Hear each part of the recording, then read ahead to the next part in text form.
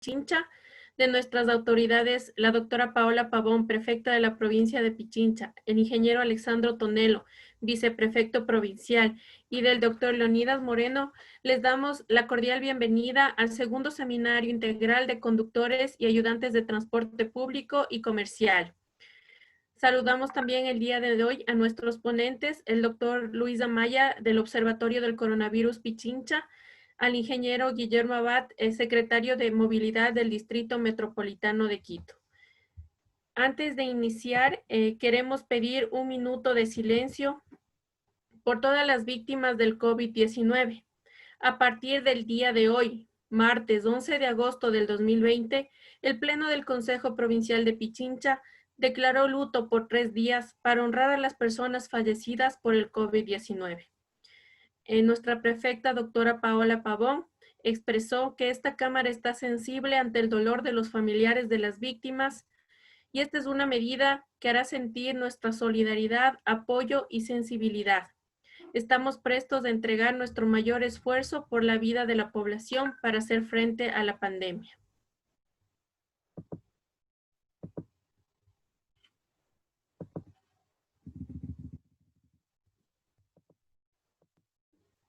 Muchísimas gracias a todos. Les recordamos a los participantes que para un mejor manejo de la plataforma, los micrófonos se encuentran silenciados y las preguntas de nuestros ponentes las podrán realizar mediante el chat, mismo que se habilitará 10 minutos antes de terminar cada una de las ponencias. Les pedimos también, para que haya una mejor fluidez por la cantidad de participantes, apagar también a cada uno de ustedes las cámaras. Para el gobierno de la provincia de Pichincha, es un gusto poder compartir con ustedes, señores del sector transportista, este seminario de capacitación durante toda esta semana. Contamos con más de 1000 participantes del gremio, lo cual nos llena de mucha satisfacción.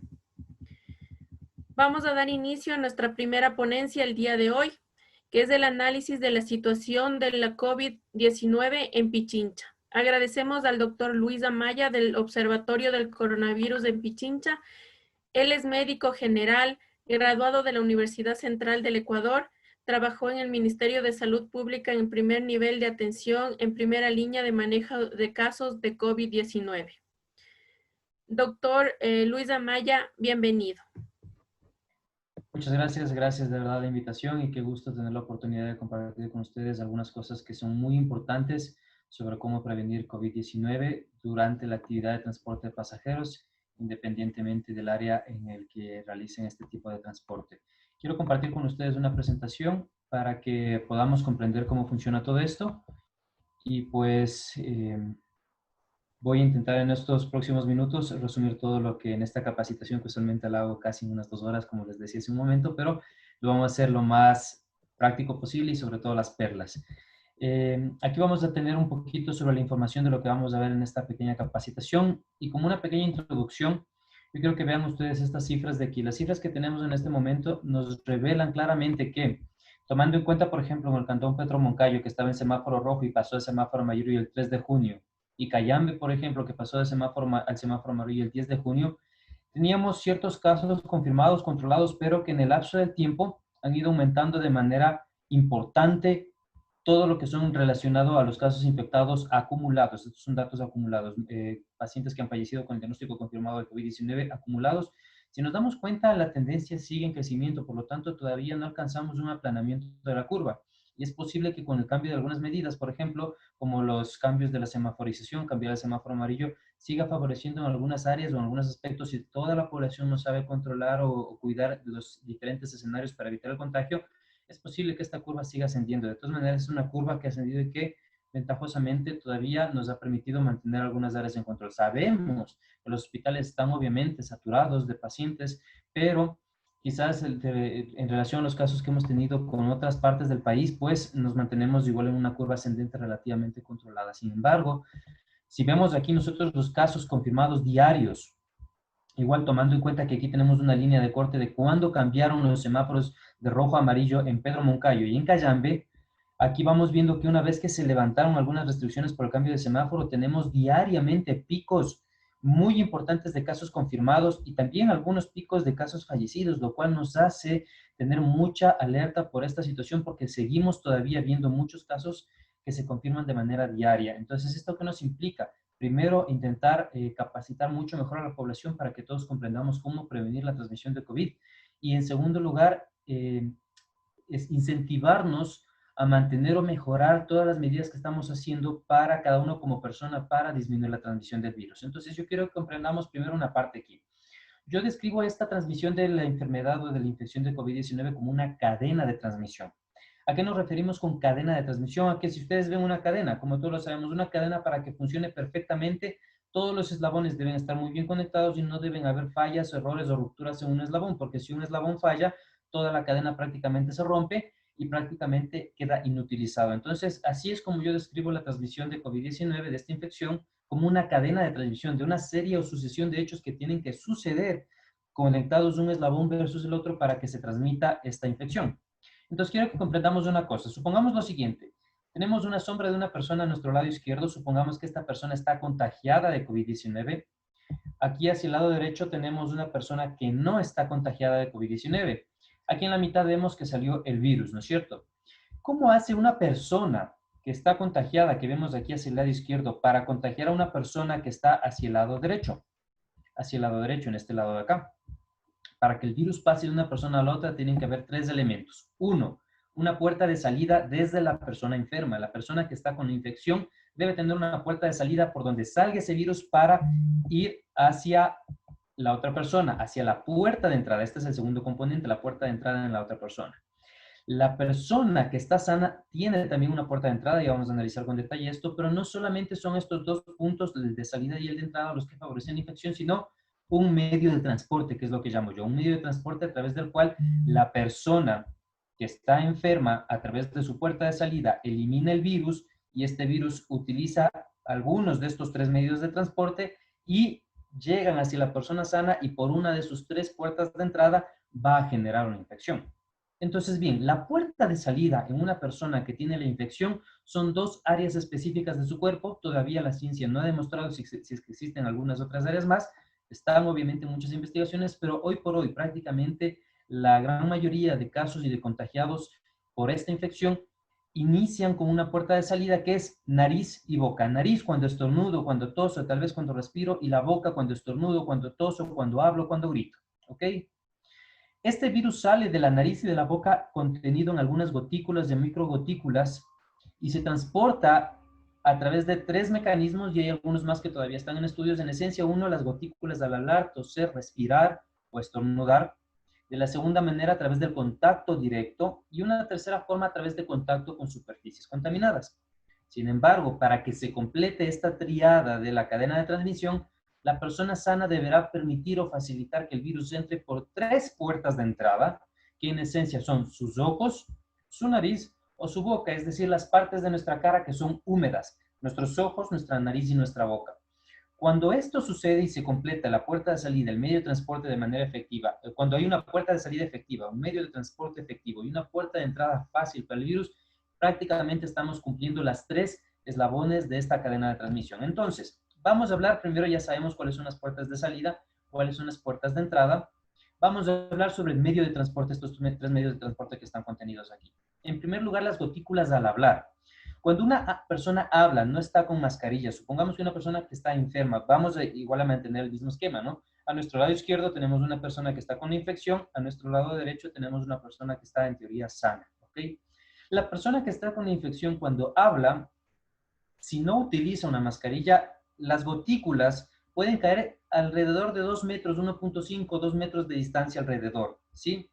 Por lo tanto, es importante tomar en cuenta que esto es una de las bases del distanciamiento social, mínimo 2 metros, decimos. Pero si una persona llega a toser o a estornudar, como obviamente estos fluidos y esta respiración, este aire, salen con una presión muchísimo mayor, se ha visto en algunos casos que estas gotículas que contienen al virus podrían llegar a caer hasta 4 o 5 metros de la redonda de la persona que está estornudando. Por esa razón, entonces, el riesgo para una persona sana sería estar a menos de 2 metros de distancia de una persona cuya situación de salud sea desconocida o que tenga el diagnóstico confirmado de COVID-19. Pero no solo eso, se ha visto que en lugares cerrados, donde prácticamente la persona que estornuda, el flujo de aire lo genera su propio estornudo, estar en un ambiente poco ventilado, donde no circula aire fresco, también favorece a que esas secreciones se queden durante un poquito más de tiempo suspendidas y puedan alcanzar 4 o 5 metros a la redonda cuando una persona tose o estornuda. Por lo tanto, el riesgo para una persona sana de este medio de transporte de COVID, ya sabemos que obviamente la persona estornuda, entonces la puerta de salida es su nariz y su boca. Cuando esta persona estornuda, el riesgo para la persona sana sería estar a menos de 2 metros o estar en un ambiente poco ventilado, ¿ok? Vamos con el segundo medio de transporte, el contacto directo. Si yo no cumplo medidas de lo que se llama etiqueta respiratoria y cuando toso me tapo la boca con mi nariz o con mis manos, perdón, me tapo la boca, mi nariz con mis manos y esas mismas manos con esa secreción no me las lavo o no hago higiene adecuada, esa secreción va a quedar en mis manos y si yo tengo contacto directo, como en este caso de esta imagen, en el momento de conversar, lo único que estoy haciendo es prácticamente con mi mano contaminada contaminar la mano de la otra persona. Entonces, el riesgo para una persona sana sería tener algún tipo de contacto físico con otras personas, ya sea dar la mano, dar abrazos, dar besos, podría favorecer que algunas superficies que están en la piel contaminadas de una persona enferma que no está teniendo una higiene adecuada pueda transmitir por contacto directo a la persona sana. Y el tercer mecanismo de transmisión que, dicho sea de paso, y hay algunas evidencias que todavía dicen que quizás es relativamente menor que los otros medios de transporte, también es algo que hay que tomarlo en cuenta y son las superficies contaminadas. Si la persona que está enferma, tose, estornuda, se tapa, en el momento en que se tapa la nariz o la boca con sus manos, no se la lava e inmediatamente toca superficies que otras personas también las tocan con frecuencia, lo único que estamos haciendo en este caso es contaminar superficies. Por ejemplo, en los buses, las agarraderas de las manos, que son muy frecuentemente utilizadas por las personas cuando se transportan, las agarraderas de los asientos, en los taxis también las aperturas de las puertas, en las furgonetas, en todo lugar, todas las cosas o las superficies que se toquen con mucha facilidad con las manos. Entre ellas, por ejemplo, el celular, que también es algo muy importante tomar en cuenta, o dispositivos o elementos de escritorio, o lugares de oficinas como manillas de puertas y todo esto. Todas estas superficies, en teoría, que se contaminan y que se tocan con mucha frecuencia por múltiples manos, deberían desinfectarse de manera regular para disminuir la posibilidad de que esas superficies estén constantemente contaminadas y que múltiples personas lleven en sus manos. Sin embargo, también llevamos a ver la otra cara de la moneda. No solamente es que la superficie esté limpia, sino que las personas que tocan esas superficies adquieran también ciertas medidas de higiene para evitar que sus manos queden contaminadas. Entonces, el riesgo para una persona sana en este tercer mecanismo de transporte sería tocar superficies que se tocan con mucha frecuencia y sobre todo, más que tocar las superficies que se tocan con mucha frecuencia, no hacer una higiene adecuada de sus manos después de tocar las superficies o cometer el error de llevarse esas manos a los ojos, nariz y boca. De esto un paréntesis, en las superficies hay algunos estudios que han más o menos propuesto, algunas revisiones de literatura científica que han propuesto, han analizado en relación con este virus y con otros como el virus del SARS-1 o del MERS, que son prácticamente como primos hermanos del virus que causa la COVID-19, se ha visto que este tipo de virus pueden vivir, por ejemplo, como en formas de aerosoles hasta 3 horas. Esto fue un estudio que no es concluyente porque se hizo en un ambiente muy controlado que no representa el medio ambiente natural de una persona, donde aparentemente podían mantenerse hasta 3 horas. Por esa razón es que se propone que siempre que una persona esté en un lugar encerrado, facilite el flujo de aire abriendo ventanas para que ese aire se esté renovando constantemente. Pero en algunas otras superficies, como por ejemplo el cobre o las superficies de las metálicas de las monedas, el virus podría vivir hasta 3, 4 horas. En el plástico, en este estudio de la New England Journal of Medicine, se reconoce que podría vivir hasta 2 o 3 días. En el cartón hasta 24 horas en el acero hasta 2 o 3 días. Si nos damos cuenta, todos estos elementos están contenidos en muchos medios de transporte. Muchos medios de transporte facilitan espacios cerrados, en muchos medios de transporte se cobra la subida y la bajada, ya sea en un bus, ya sea en un taxi, en muchos medios de transporte tenemos superficies de plástico, cartón no directamente, pero por ejemplo en muchos medios de transporte tenemos objetos de papel o le ofrecemos a nuestro pasajero el periódico para que vaya leyendo, que también es un elemento en el que podría vivir durante algún tiempo el virus y en superficies metálicas como acero también las tenemos en muchos de nuestros medios de transporte. Este es un estudio más o menos que recoge algunas de las análisis que se hicieron sobre los otros virus similares al COVID-19, al virus que provoca la COVID-19, pero de todas maneras, quizás hoy por hoy, el tiempo de vida ya especificado en el caso del SARS-CoV-2 que produce la COVID-19 sea ligeramente menor. Sin embargo, tenemos que jugar con la posibilidad de que sea también en esta misma cantidad de tiempo. Obviamente esto depende de de la humedad del ambiente, de la temperatura y de algunos otros factores. Este es algo similar que recoge también en otro estudio.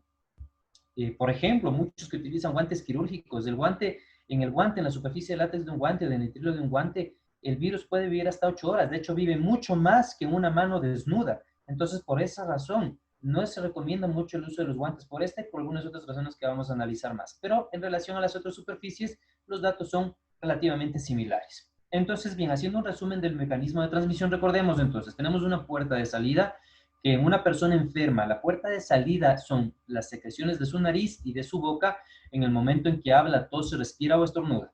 Tenemos un mecanismo de transporte que son esas gotículas que salen de estas vías respiratorias, el contacto directo que ya lo vimos y el contacto con superficies contaminadas que lo acabamos de ver. Y la puerta de entrada en una persona sana de este virus son 3 áreas específicas: ojos, nariz y boca, en esencia las partes húmedas de nuestra cara. El virus no penetra a través de la piel, es decir, que si yo tengo en mis manos el virus, mientras me las lave muy bien, no debería penetrar nunca el virus. En la superficie de la piel íntegra no tiene la capacidad del virus de ingresar. En la piel de mi frente, a través de mis orejas, a través de mi cuero cabelludo, el virus no penetra, no entra, porque la barrera de la piel es muy efectiva para evitar o frenar el acceso de este tipo de microorganismos. Sin embargo, las superficies húmedas como ojos, nariz o boca sí son lugares por donde el virus puede entrar. Y si ustedes se dan cuenta, yo pongo aquí abajo la mano. No porque la mano sea una puerta de entrada, sino porque la mano es un amigo del virus en una persona que no tiene conciencia sobre higiene o sobre cómo prevenir. La mano termina siendo una muy buena ayuda para el virus, para que el virus entre. ¿De qué manera? Cuando yo con mis manos me toco mis ojos, me rasco mis ojos sin lavármelas antes, me rasco mis ojos, me meto los dedos en la nariz o me meto los dedos a la boca. Es increíble si ustedes vieran la cantidad de personas que hacen este tipo de actos de manera involuntaria y sin darse cuenta. Se tocan sus ojos, nariz y boca con mucha facilidad durante el día. Entonces, vamos a resumir esta cadena de transmisión. Tenemos en esencia 4 eslabones. Los 2 primeros dependen de una persona enferma, los 2 siguientes de una persona sana, ¿ok? El primero, si el primer eslabón es la puerta de la salida en la persona enferma, ¿cómo yo evito que esa persona enferma contagie a los demás a través de la puerta de salida? Obviamente, sabré que esta persona en su puerta de salida, que es nariz y boca, podría estar generando un riesgo de contagio en el momento en que tose, estornuda, habla o respira. Por lo tanto, ¿qué vamos a hacer? Pedirle a esa persona que está con síntomas respiratorios que por favor no salga de su casa, que se quede en su domicilio aislado. En segundo lugar, podemos pedirle a toda persona, que ya es obviamente algo normado por nuestras regulaciones aquí, que utilicen una mascarilla adecuada. En segundo lugar, el segundo mecanismo, si yo quiero romper, perfecto. Si logramos esto, esta medida de aislar a las personas que tienen síntomas respiratorios y de obligar a todas las personas que están en la vía pública fuera de sus casas a utilizar mascarillas, hizo que una persona enferma de infectar a 6, 7, 8 personas en un inicio, hoy por hoy infecte a una o menos de una, lo cual nos ayuda muchísimo a aplanar la curva de contagio. En segundo lugar, la segunda parte del eslabón en esta cadena de transmisión, perdón un ratito, creo que se... Ah, ya, perfecto. En esta segunda parte, en este segundo eslabón de la cadena de transmisión es el medio de transporte. Obviamente, aire en ambientes cerrados. Para evitar eso, si es que eso se presenta, lo que yo necesitaré siempre es abrir la ventilación de cualquier ambiente, evitar que haya ambientes cerrados donde se concentre gente, evitar el contacto cercano con otras personas. Esta es la parte del segundo eslabón. Parte del segundo eslabón, también parte de este segundo eslabón, sobre todo para la persona que está con la infección o con síntomas respiratorios. Esta persona debería evitar estar con otras en un ambiente cerrado, debería evitar el contacto cercano con otras personas como besos, abrazos, darse la mano, debería evitar que sus manos estén contaminadas y lavárselas constantemente para evitar que esas manos contaminadas contaminen a otras manos en el momento de dar la mano a otra persona y evitar estar tocando o al menos cuidando las superficies que se tocan con mucha frecuencia. Por el otro lado, los 2 siguientes eslabones dependen más bien de una persona sana. Si una persona sana quiere romper el eslabón de la cadena, prácticamente es lo mismo aquí. Esta persona, una persona sana, debería evitar estar en ambientes cerrados, donde el aire esté enviciado, por así decirlo. Y debería procurar que el ambiente donde se encuentre tenga circulación si es que está con otras personas cuyo estado de salud es desconocido o que tengan el diagnóstico confirmado de COVID-19. Evitar contacto cercano con alguien que esté infectado o con alguien que usted desconozca su estado de salud. Entonces, en tercer lugar, para romper este eslabón de la cadena, una persona sana deberá evitar tener contacto físico o tener contacto directo con alguien que sepa que esté infectado y evitar estar tocando superficies con mucha frecuencia y más que esto, si lo llega a hacer por alguna necesidad en particular, hacer una higiene adecuada de sus manos. Pero al final, si yo no pude romper estos tres eslabones de la cadena, sí tengo un cuarto eslabón que depende de mí como persona sana para evitar contagiarme, que es mi puerta de entrada. En el caso de mi puerta de entrada, que es ojos, nariz y boca, lo primero que yo voy a evitar, cuidar es esto, perfecto. Entonces, lo primero que puedo hacer es usar una mascarilla, ¿verdad? En segundo lugar, estar lejos de alguien que tosa o estornuda, porque si alguien tosa o estornuda cerca de mí, esa secreción, esa potencia con que sale ese fluido respiratorio puede llegar con mucha facilidad hacia mi boca, hacia mi nariz o hacia mis ojos, que quizás no es una vía muy importante en el caso de los estornudos, pero sí mi nariz y mi boca. Entonces, por lo tanto, yo deberé mantener distancia de alguien que tenga síntomas respiratorios. Deberé lavar mis manos frecuentemente también. ¿Por qué? Porque como ya vimos, mis manos son muy buenos ayudantes del virus para entrar en mi cuerpo. Entonces, si yo que estoy sano no quiero contagiarme y ya no puedo controlar que la otra persona no utilice la mascarilla, no puedo controlar que la otra persona estornude atrás al lado mío, sí puedo, lo que sí, proteger mis ojos, nariz y boca. Y sobre todo con mis manos que tocan muy frecuentemente mis ojos, mi nariz y boca, evitar tocarme o si tengo que hacerlo ya por muy alta necesidad, mejor lavármelas primero y después tener contacto, ¿ok? Entonces, estos en esencia son prácticamente los medios de transporte. Hay otros mecanismos que hablaban sobre la posibilidad de que la vía fecal sea un medio de transporte. Si fuera así, lo importante para prevenir esto lo detallo un poquito más en otros casos, pero en este caso por cuestión de tiempo, en esencia lo que podemos decir, si en algún rato la ciencia llega a confirmar que los fluidos fecales pueden ser mecanismos para transmisión del virus, la mejor manera de prevenir que a través de la vía fecal uno se pueda contagiar es lavarse muy bien las manos después de utilizar los servicios higiénicos, uno. Y número dos, cuando usted vaya a bajar la cadena del retrete, cierre la tapa muy bien para que ese flujo turbulento de agua no genere salpicaduras que podrían llegar a veces hasta algunas partes de nuestro cuerpo. Esas son las dos maneras para prevenir una infección si es que la ciencia en algún momento llega a confirmar que la vía fecal es una vía efectiva de transmisión del virus. Todavía no hay evidencia muy clara sobre eso, pero si llega a ser, es mejor ya ser precavidos y cumplir estas dos normas. También había salido recientemente, hace unas 3 o 4 semanas, información sobre que tal vez el virus podría transmitirse a través del aire. Esto tiene mucha relevancia, sobre todo en países en los cuales no era obligado para las personas utilizar una mascarilla cuando salían a la vía pública. Quizás en Ecuador eso es un poquito distinto porque ya estamos obligando, ya están todas las personas obligadas a llevar una mascarilla mientras están en la vía pública. Sin embargo, algo que sí hay que tomar en cuenta es que igual, aunque en una vía pública donde hay aire circulando del medio ambiente, es quizás menos probable que usted se contagie mientras mantenga el distanciamiento social, porque el viento que cruza y que está renovando constantemente el ambiente alrededor mío en una zona externa es algo que disminuye muchísimo la posibilidad de que yo me contagie. Pero sin embargo, si estamos en una zona con mucha gente acumulada, con mucha gente alrededor de nosotros, donde no se respete el distanciamiento social o donde sean cantidades masivas de personas, en esos casos es importantísimo que utilicemos la mascarilla y procuremos el distanciamiento social. ¿Ok? Entonces, muy bien. Vamos ahora sí a hablar con detalle específicamente de cómo romper los eslabones de cada una de las cadenas de transmisión. Yo creo que hasta este punto deben haber varias personas que tienen muchas dudas o preguntas. No sé si quieren aquí hacer una pequeña pausa para resolver dudas o si las vamos acumulando para el final. Como ustedes me digan, no hay ningún problema, pero no se preocupen. Igual al final de toda la exposición sí va a haber un espacio, el que sea necesario, el que ustedes dispongan para responder todas las dudas y todas las preguntas. ¿Ok? Entonces, continuemos. Vamos a aprender cómo romper los eslabones de esta cadena de transmisión. Ya han visto ustedes que yo transmito este COVID como una manera, con una serie de eslabones que yo, si rompo todos, mucho mejor, pero basta con empezar a romper uno para yo generar protección sobre mí. Entonces, lo primero, las mascarillas. El uso adecuado de las mascarillas es importantísimo. Aquí voy a dejar de compartir un momento mi pantalla porque quiero que todos ustedes se fijen un poquito más en lo que voy a transmitir a través de mi propia cámara, ¿ok? Nosotros tenemos diferentes tipos de mascarillas. Entre ellas, por ejemplo, tenemos las famosas mascarillas N95, ¿sí? Como la que tengo aquí en este momento.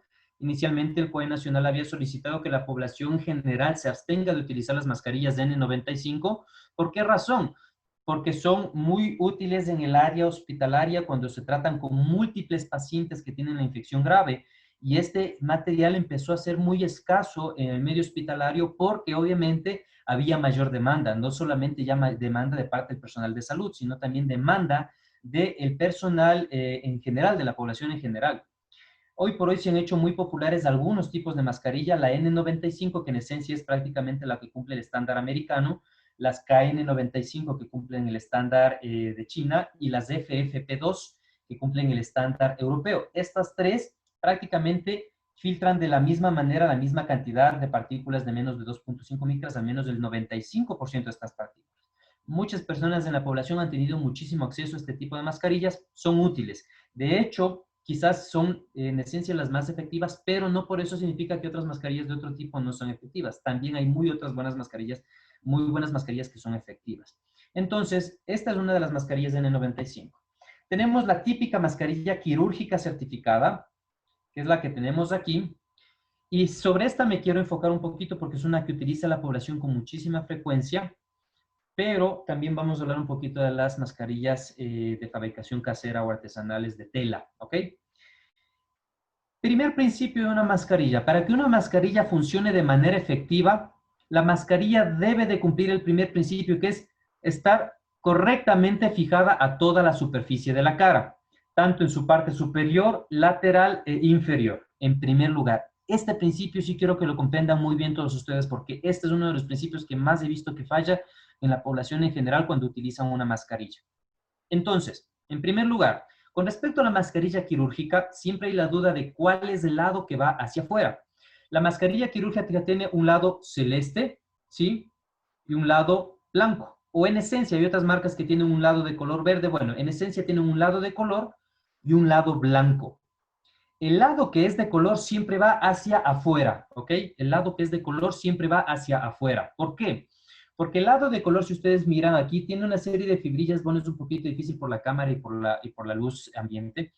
El lado de color tiene una serie de fibrillas que son hidrofóbicas, es decir, que repelen o contienen o evitan que se absorban los líquidos. Por lo tanto, si alguien me estornuda cerca, o cae un poco de líquido, o cae un poco de vapor, o hay mucha humedad en el ambiente, esta superficie que es hidrofóbica va a evitar que ese líquido, que ese contenido líquido penetre hacia capas más profundas de la mascarilla y por lo tanto me exponga al riesgo de contagiarme. Voy a hacer una pausa aquí en mi micrófono para que... Ya está, no hay problema. Ok, continuemos. Entonces, en segundo lugar, lado de color siempre hacia afuera, lado blanco va hacia adentro. El lado blanco más bien tiene otro tipo de fibras que más bien cuando yo va hacia adentro el lado blanco, ¿no? Cuando yo estoy respirando no solo boto aire, sino boto vapor de agua también. Y este lado blanco está diseñado para que ese vapor de agua se absorba correctamente y que la mascarilla no me genere mucha humedad en este lugar y que resista un poco más en su vida útil. Entonces, por favor, siempre recuerde el lado de color hacia afuera, el lado blanco hacia adentro. El lado que va hacia arriba es el lado que tiene una banda metálica que es moldeable, ¿sí? Una banda metálica que es moldeable. Y este es el lado que va hacia la superficie de la nariz. Cuando yo me voy a poner la mascarilla, lo primero que hago es lavarme bien mis manos para que con mis manos limpias la manipulo. Tomo la mascarilla y me pongo con los elásticos hacia atrás, ¿sí? Hacia las orejas. Primer paso. Gran error que cometen muchísimas personas en este caso es el siguiente. Hacen esto. Toman el elástico y le dan una vuelta y le hacen como una torsión, una cruz. Esto en realidad es un error. Recordemos lo que les dije. ¿Cuál es el primer principio del uso de la mascarilla? Que la mascarilla se fije perfectamente a la superficie de mi cara. En el momento en que yo hago esto, quiero que vean, en que yo hago esto sin darle la vuelta, esta superficie al lateral se cierra muy bien, se cierra bastante bien para evitar que el aire no filtrado entre por esta parte. En el momento en que yo hago esta torsión, miren lo que pasa con la superficie de la esquina superior versus la esquina inferior. En el momento en que yo hago esto, miren, se empiezan a acercar estas dos esquinas y queda un gran hueco por aquí por donde va a entrar aire no filtrado y por donde si yo estoy enfermo y estornudo y toso, ya el aire no se contiene en la superficie interna, sino que sale disparado como por esta válvula que se forma tranquilamente y yo puedo contagiar a otras personas. Entonces, en el momento en que usted se ponga una mascarilla, por favor, evite hacer esta torsión, porque en el momento en que yo hago esta torsión, ya la mascarilla no se fija correctamente a toda la superficie de mi cara. Y lo que estoy haciendo y generando es, primero, que quede un espacio muy bueno por donde va a entrar aire no filtrado y por donde si yo estoy enfermo, va a quedar un gran espacio por donde si yo toso o estornudo va a salir disparado aire no filtrado también. Siguiente paso, me pongo yo la mascarilla sin doblar las esquinas de los elásticos, sin hacer torsiones en los elásticos, extiendo bien hasta la parte superior del puente de la nariz, casi a la altura donde está el borde inferior de mis ojos. Hay personas que lo utilizan a esta altura, está mal, porque ahí la mascarilla tiende a abrirse con más facilidad y a no cubrir bien. Tiene que estar a la altura de la base del origen del puente nasal, casi a la altura donde mis ojos empiezan. Y a esta altura, el siguiente error que cometen muchas personas es no ajustar correctamente la banda metálica, porque pasa el mismo principio de aquí. En el momento en que yo no tengo ajustada mi banda metálica bien, aquí quedan dos cavidades inmensas por donde puede entrar aire no filtrado. Por lo tanto, yo tengo que hacer un esfuerzo de presionar muy bien aquí para que esta banda metálica se quede muy bien ajustada a mi nariz y prácticamente ese espacio se reduzca. Extiendo bien hasta la base, hasta la quijada mi mascarilla, ¿ok? De esa manera yo sé que estoy evitando contagiar a otras personas y en cierta manera, aunque la mascarilla quirúrgica funciona de adentro hacia afuera, es decir, de los enfermos hacia los que estaban fuera, también hay algunos estudios que me demuestran que aparentemente el uso adecuado de una mascarilla disminuye muchísimo la posibilidad o la carga viral. Si es que están 100 partículas de virus en el aire, tal vez entren una poca cantidad de esos y por lo tanto el riesgo de que yo me infecte o de que eso sea efectivo para infectarme es menor. Ahora, de recomendación también, cuando usted vaya a tocar o manipular su mascarilla, lávese bien las manos y utilice o manipúlela por los bordes de los elásticos, ¿ok? Importantísimo esta indicación que les acabo de dar. Mucha gente utiliza la mascarilla de esta manera y he visto hasta memes que se hacen sobre este tema. ¿Saben por qué es un error utilizar la mascarilla descubriendo la nariz? Primero, porque si usted está enfermo, recuerde que una vía de salida del virus es su nariz y su nariz está prácticamente lista para contagiar a todos los demás. Pero si usted está sano, recuerde que también una vía de entrada del virus en una persona sana es la nariz. Por lo tanto, esto es una manera incorrecta de llevar la mascarilla. Siempre la mascarilla desde la base de la nariz y perfectamente que cubra bien toda mi nariz y toda mi boca, ¿ok? Dos recomendaciones. El mismo principio se aplica para las mascarillas de tela, de recomendación. La tela, al menos la mascarilla de tela debería tener para mejorar mucho su efectividad y su filtro debería tener al menos 3 capas de tela, ¿ok? Mínimo 3 capas de tela. Tela de algodón en las 2 capas externas con una tela intermedia es muy efectivo. Mínimo la OMS recomienda 3 capas de tela. Entonces vamos a volver a la presentación para continuar con este tema. Sobre las mascarillas KN95 y N95 y sobre las quirúrgicas certificadas, en este segundo punto, por favor, no cometa nunca el error de desinfectarlas con alcohol. Si usted desinfecta con alcohol, el alcohol le quita el potencial electrostático que tiene la mascarilla y por lo tanto esa mascarilla pierde su función. Y el potencial de filtrado cae dramáticamente. Hay algunos estudios que lo hicieron en la Universidad de Stanford que demuestran que el aplicarle alcohol o desinfectantes a base de cloro a una mascarilla prácticamente le quita su efectividad de filtración del 95% hasta el 60-57%, o sea que prácticamente una vez que usted le pone alcohol o desinfectante a una mascarilla quirúrgica certificada o una N95, KN95 o FFP2, esa mascarilla prácticamente queda inutilizada, que es la gran ventaja en cambio con las mascarillas de tela. Pueden lavarse, pueden utilizarse desinfectante para ropa sin ningún problema y esas mascarillas pueden reutilizarse mientras la tela se mantenga íntegra. Sobre cada cuánto cambiarlas. Bueno, bien utilizada una mascarilla, tomando en cuenta que estamos en un ambiente donde estamos con muchísima escasez de estos equipos de protección personal básicos. Una mascarilla KN95 bien cuidada, o una N95 o una FFP2 bien cuidada, podría tranquilamente aguantar unos 3, 4, exageradamente 5 días, en algunos casos más, en algunos casos menos, dependiendo de qué también las cuidemos. Una quirúrgica certificada, en esencia, en promedio se reconocía en un inicio 8 horas, pero si es que está bien cuidada, puede aguantar un poco de tiempo más. Lo importante es que evite tocar, manipular la mascarilla para evitar dañarla. Y si es que usted nota ya que su mascarilla quirúrgica certificada ya está muy endeble, ya se está deshilachando, o igual la N95, KN95, FFP2, ya es mejor considerar cambiarla. Si es que se ha mantenido íntegra, pues esa mascarilla posiblemente siga funcionando.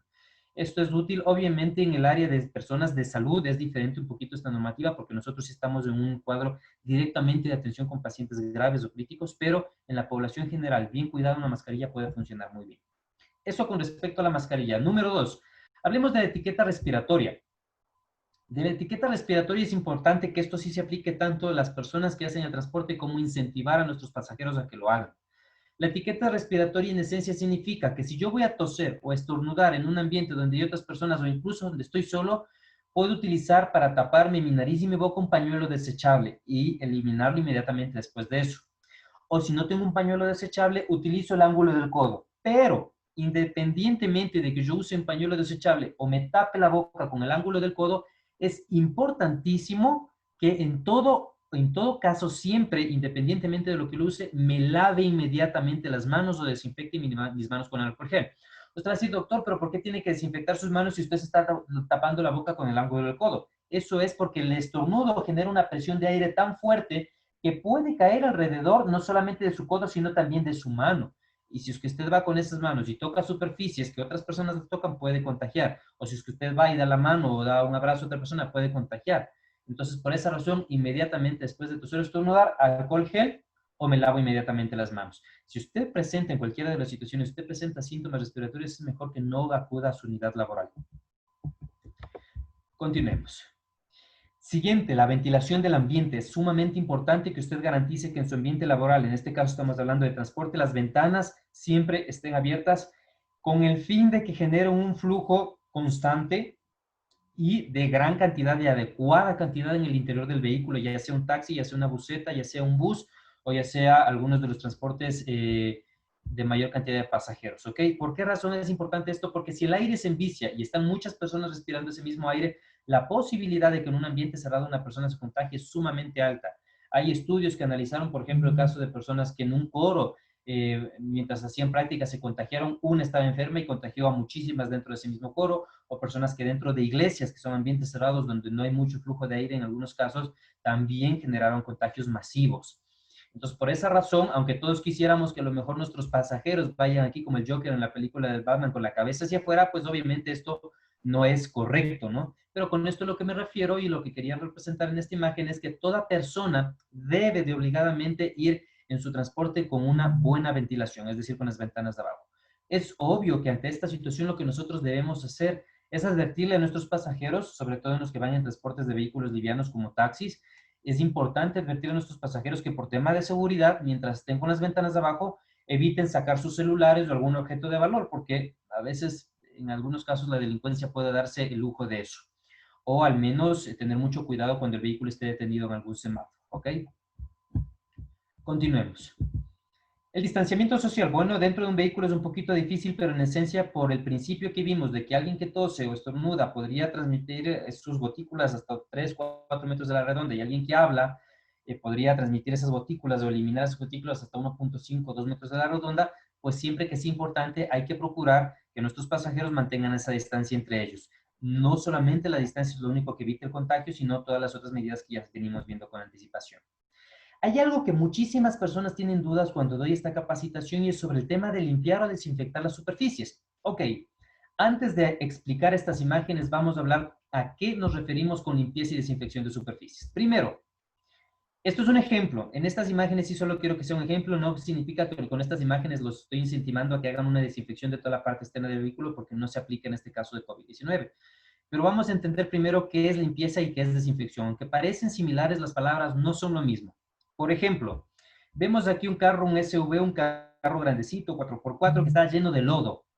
El lodo es una sustancia orgánica, es decir, tiene tierra, tiene material, puede tener material de desecho, todo tipo de material orgánico. Este carro está sucio, está cochino, por así decirlo. Si a este carro, en esta condición que tiene lodo seco, que ya está hecho piedra ese lodo, si en ese carro yo vierto alcohol o yo vierto cloro, ese desinfectante se inactiva inmediatamente. ¿Por qué razón? Porque en el momento en que un desinfectante tiene contacto con material orgánico, ese desinfectante pierde su función.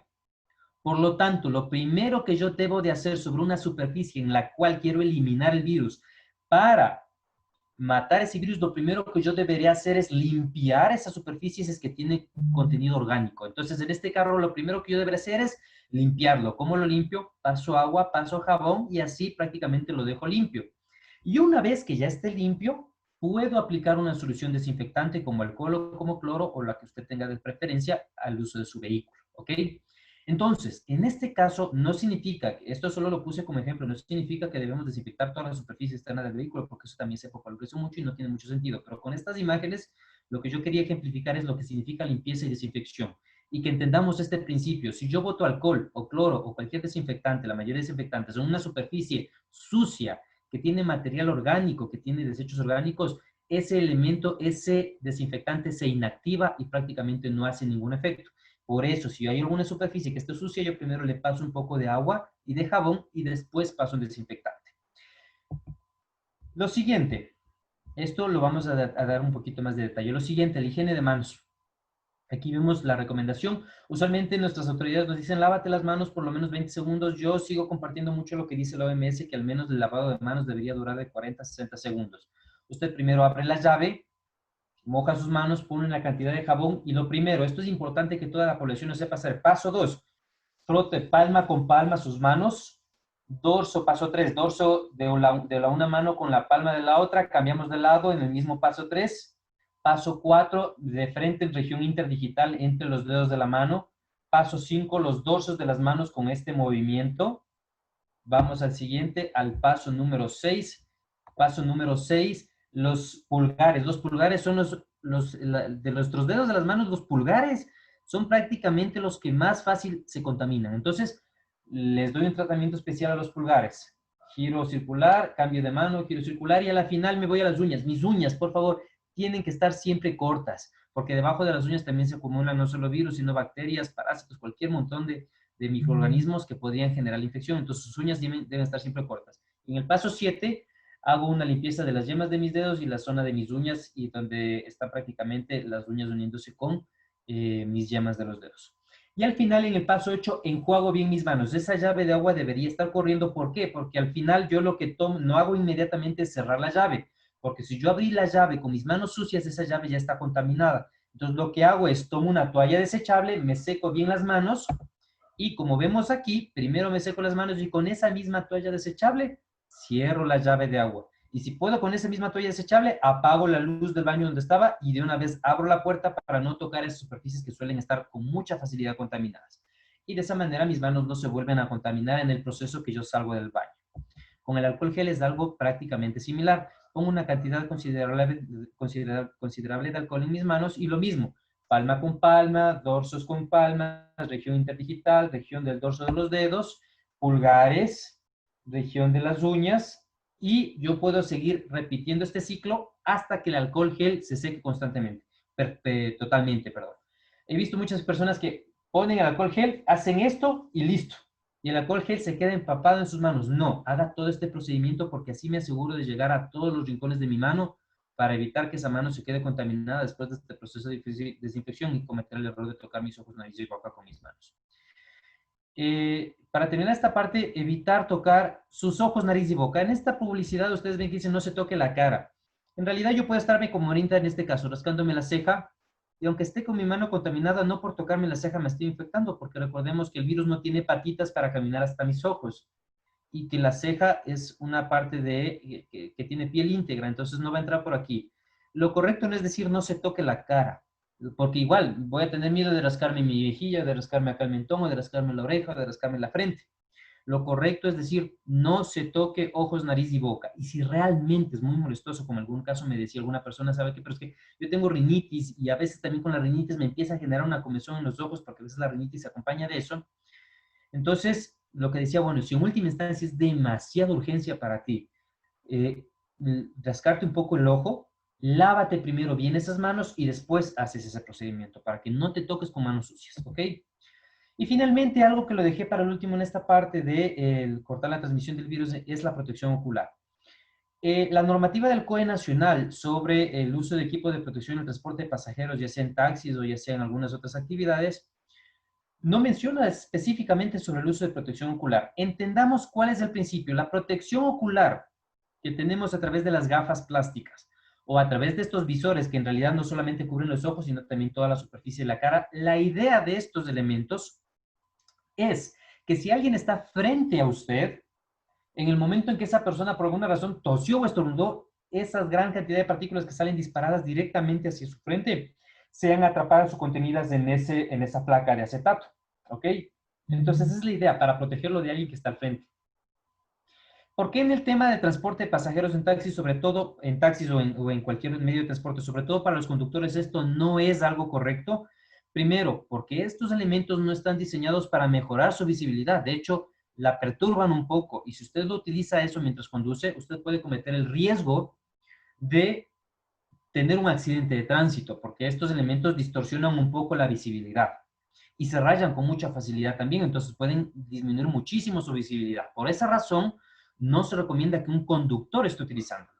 Y además, en segunda razón, porque el conductor está al frente del vehículo y los pasajeros no están enfrente del conductor, usualmente están atrás, ya sea en un taxi o en un bus. Entonces, no tiene sentido tener algo que te protege contra alguien que esté frente a ti si la persona que te podría contagiar está atrás de ti, tras de ti. Entonces, por esa razón, no es algo que se recomienda. El reemplazo de este mecanismo es lo que muchos de los taxis ya han incorporado, por ejemplo, que son las láminas de separación, estas láminas de acetato, láminas plásticas que están entre entre el conductor y los pasajeros. Esas prácticamente vienen a ser el reemplazo de estos dos elementos, ¿ok? Vamos a abordar rapidísimo esta parte. ¿Sí? Estimado Luis, tenemos 5 minutos. Perfecto, no hay ningún problema. Sobre el tema de los síntomas, es importante que sepamos muy bien cuáles son los síntomas y sobre todo identificar los signos de alarma.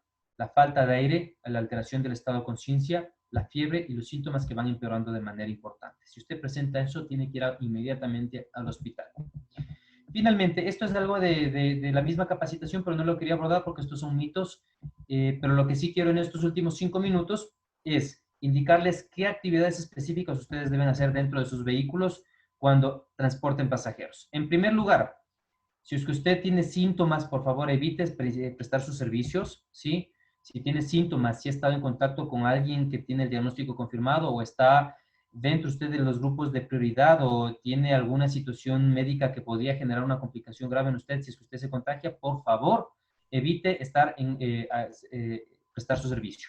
Pero bien, antes de iniciar la jornada laboral, usted quiere saber cómo desinfectar las superficies, perfecto, vamos a aprender cuáles son las superficies que hay que desinfectar.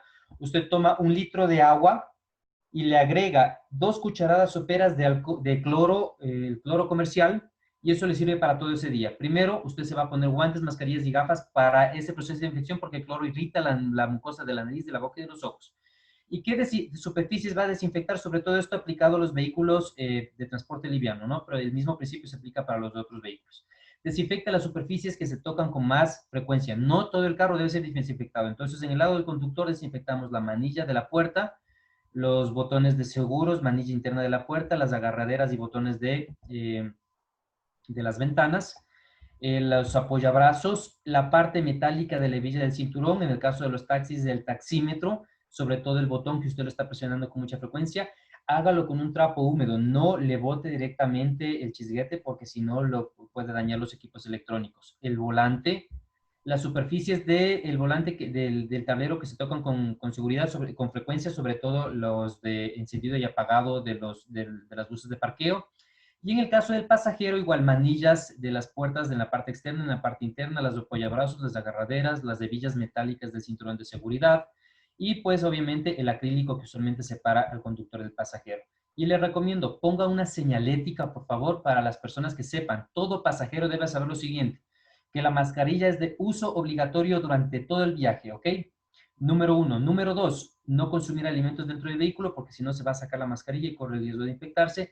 Taparse la boca al toser, mantenga las ventanas abajo, no bote basura porque esa basura puede estar contaminada y utilizar alcohol gel de preferencia en 2 momentos, al subirse al vehículo y antes de pagar la carrera para la persona, para que con las manos desinfectadas le pague su carrera, ¿ok? El alcohol, aquí puse un prohibido el alcohol que esté expuesto al sol, porque el sol va a dañar el alcohol y no le va a generar. Evite también que el pasajero tenga acceso a revistas dentro del mismo vehículo para que no estén contaminadas. Y en esencia, hay muchas preguntas también sobre el tema del aire acondicionado. Si es que está un día lluvioso y usted tiene que cerrar por la lluvia excesiva la ventana, puede utilizar el aire acondicionado, pero desactive la recirculación, de tal manera que el aire que entre sea siempre aire fresco de la parte externa del vehículo, ¿ok? Hay mucha gente que también tiene mucho miedo sobre el tema de la manipulación del dinero. El dinero en esencia no es muy buen transmisor del virus. Basta que usted tenga el dinero separado en donde vive el virus tal vez unas 2 o 3 horas máximo, pero no hay que asustarse tanto el dinero. Más efectivo que desinfectar el dinero y empapar el billete con alcohol o mojar las monedas en alcohol o en cloro es que usted después de manipular el dinero haga un aseo de sus manos con alcohol gel, ¿ok? Al finalizar el día, desinfecta la unidad de los mismos puntos que le indiqué hace un momento y pues de esa manera evitaremos en la mayor de los casos el contagio, ¿ok? Es importantísimo lo siguiente, si es que alguien tiene, no sé si es que hay alguna duda o alguna pregunta aquí, quise abordar este tema, en realidad lo suelo abordar en mucho más tiempo, pero yo entiendo que en honor al tiempo sí es importante que lo resumamos en ese punto. Si es que alguien quisiera, bueno, yo estoy disponible en todo momento, si es que alguien quisiera tal vez replicar esta capacitación en un espacio más amplio de tiempo, con muchísimo gusto los podemos hacer. Esos son mis contactos y lo que sí me gustaría saber es si es que alguien tiene alguna duda o alguna pregunta sobre lo que he explicado para resolverla, sobre todo las preguntas más importantes que hayan. Con mucho gusto estoy pendiente. Muchísimas gracias. Le agradecemos al doctor Luis Amaya. Nos ilustró sobre el comportamiento del coronavirus, los puertos de entrada como son ojos, nariz y boca, los puertos de salida también que son la nariz y boca, los medios de transporte. Nos ejemplificó bastante bien cómo utilizar la mascarilla de manera adecuada y también nos dio a conocer sobre la limpieza y desinfección de las superficies. Damos paso a Gabriela Trujillo, quien nos va a ayudar con las preguntas de los participantes. Muy buenas noches, doctor Luis Amaya. Buenas noches con nuestros participantes. En nuestro chat tenemos las siguientes preguntas. La señora Yanes Tapia nos pregunta, ¿qué pasa cuando se tiene contacto con un asintomático? Bien, con respecto a los asintomáticos es muy difícil saber porque prácticamente la única forma sería que tenga un examen confirmado y que nosotros sepamos que no tiene ningún tipo de síntomas. En esencia, los asintomáticos, aunque pueden transmitir la infección, recordemos que al ser asintomáticos posiblemente, obviamente, no van a estar estornudando y tosiendo. Entonces, prácticamente un asintomático con la cobertura adecuada de su mascarilla y prácticamente manteniendo el distanciamiento social no debería pasar nada. Pero, en esencia, si un asintomático ya fue diagnosticado, no debería estar saliendo de casa. Aunque sea asintomático, debería mantenerse dentro de casa. Pero en muchos casos pueden estar circulando en la calle porque ni ellos mismos saben que están contagiados. Entonces, si usted tuvo contacto estrecho con asintomáticos, con alguien asintomático, ¿cuándo debe preocuparse? Uno, primero hay que definir bien qué es contacto estrecho, porque no que salude a una persona a 2 metros a la distancia significa contacto. Si usted tuvo contacto a menos de 2 metros de distancia durante más de 15 minutos y sin utilizar mascarilla con alguien que después se enteró que está infectado y que en ese momento era sintomático, lo primero que usted deberá estar pendiente es durante los próximos 14 días si desarrolla signos o síntomas. Eso significa que usted, por lo tanto, los próximos 14 días deberá estar aislado para ver si desarrolla algún tipo de signo o síntoma. En el escenario, no sé específicamente en qué escenario hablan, pero supongamos, yo estuve en contacto estrecho con un asintomático, es decir, estuve a menos de 2 metros durante más de 15 minutos y sin usar mascarilla, y a los 3 o 4 días de ese contacto, esa persona me dijo, ¿sabes qué, Luis? Me acaban de confirmar que tengo COVID-19, pero no tengo ningún síntoma. Lo que yo debo de hacer es, primero, analizar cuánto tiempo fue, porque usualmente los asintomáticos no se puede saber exactamente en qué momento empezaron a transmitir el virus.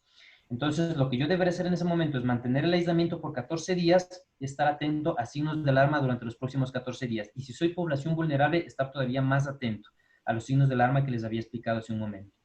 Para evitar esto, por esa razón es que es un problema gravísimo que aún no se logra controlar muy bien a la gente, que a pesar de que en teoría estamos sanos, seguimos teniendo reuniones sociales con otras personas. Entonces, por lo tanto, si usted tuvo contacto con un asintomático, lo importante, esté atento durante los próximos 14 días a ver si es que presenta algún signo o síntoma de la infección. Si es que es así, deberá buscar atención médica para hacer un diagnóstico oportuno y estar atento a signos de alarma. Y estar alejado o distanciado de otras personas para evitar que usted, si es que contrajo la infección, contagie a otras personas. Para evitar que se presente este escenario, distanciamiento social, uso de mascarilla con todas las personas, lavado constante de manos. Gracias. La siguiente pregunta. Julio Ayala nos dice, ¿cuál es el estándar para determinar que la mascarilla ya no es útil?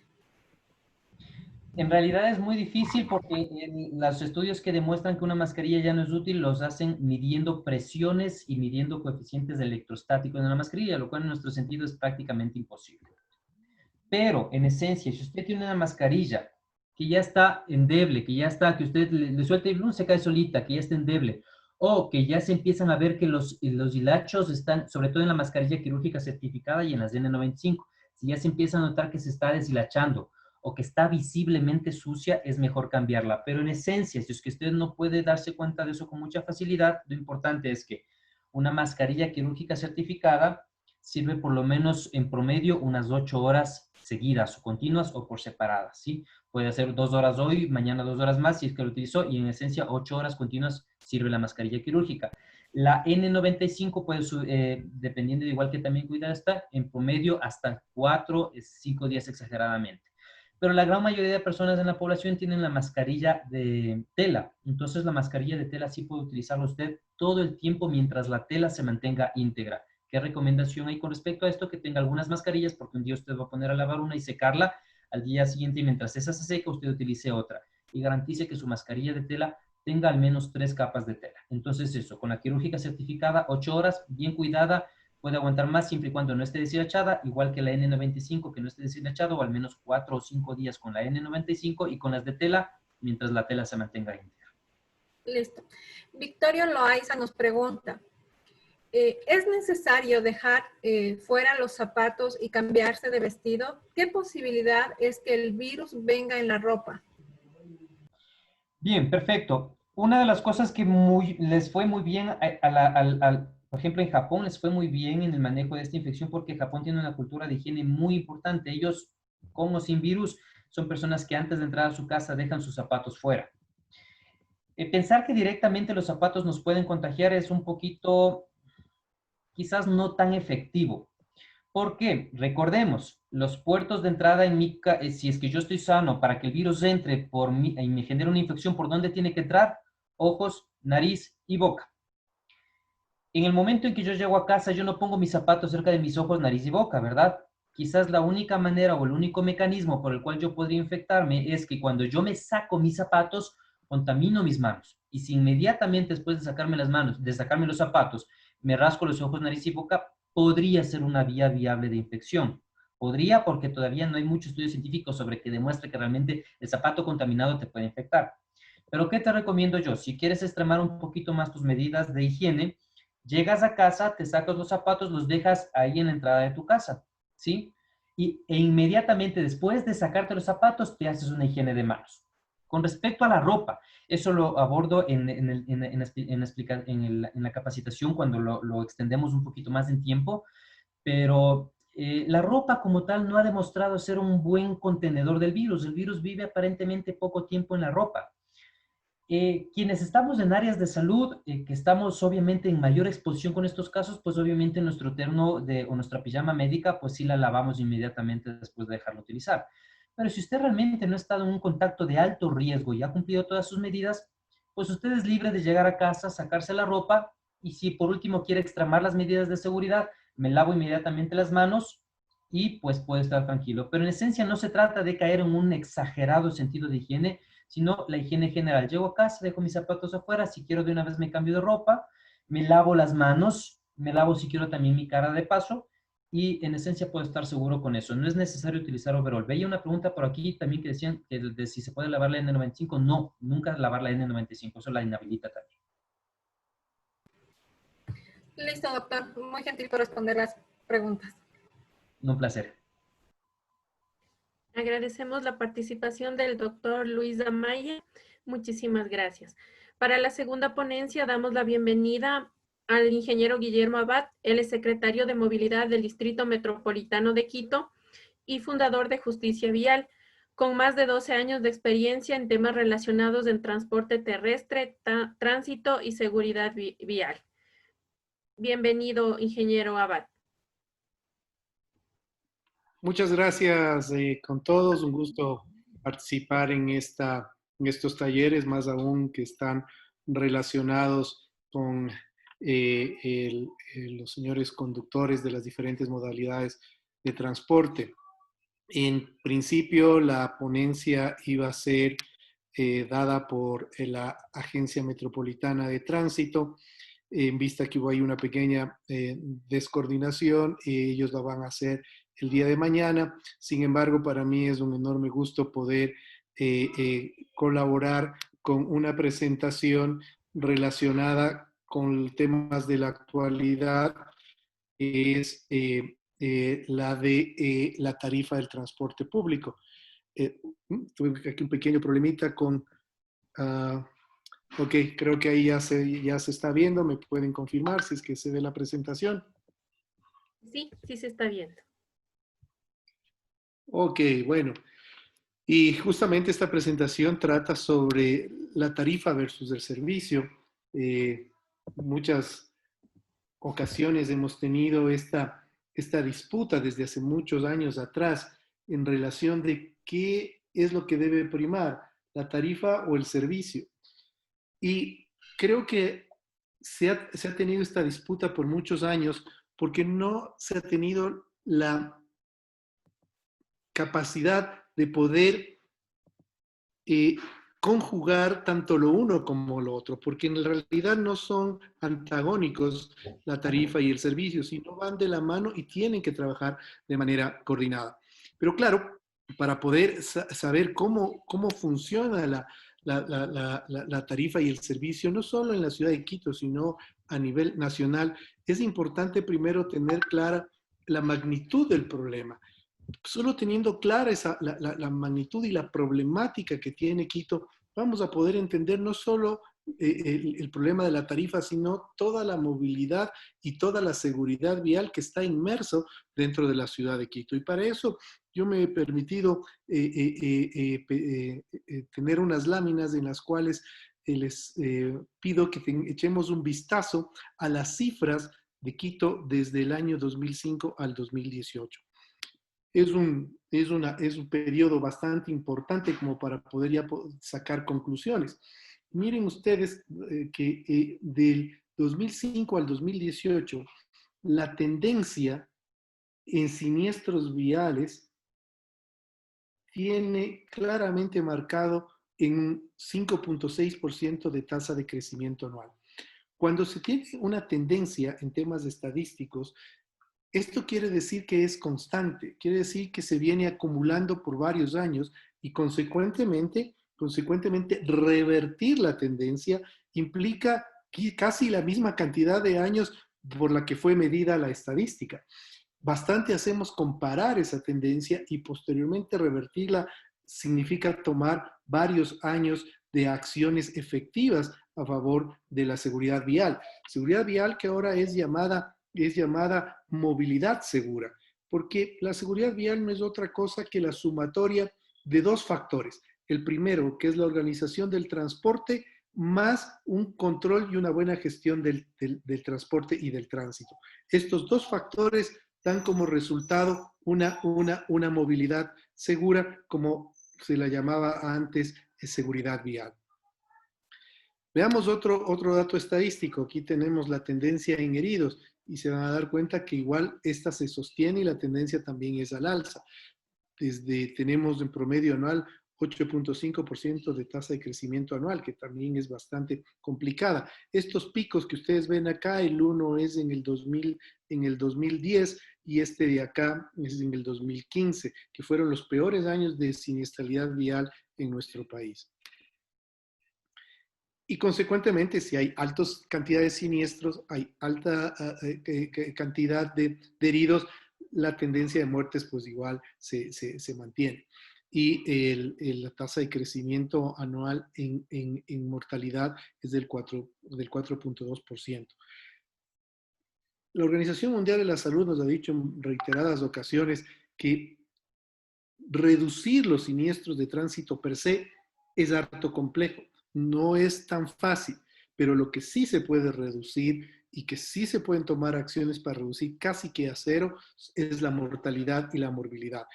¿Cómo qué, por ejemplo? ¿Qué acciones se pueden tomar? Si usted baja la velocidad en sus vehículos, las posibilidades de mortalidad y de morbilidad se reducen sustancialmente también.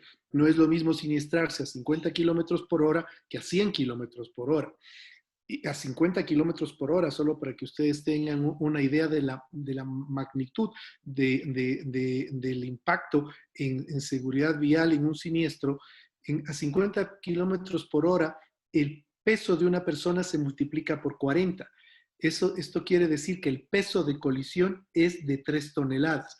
Las personas cuando se impactan a apenas 50 kilómetros por hora con un objeto, lo están haciendo con un peso de 3 toneladas. Ese es el llamado peso de colisión, es decir, 40 veces su propio peso.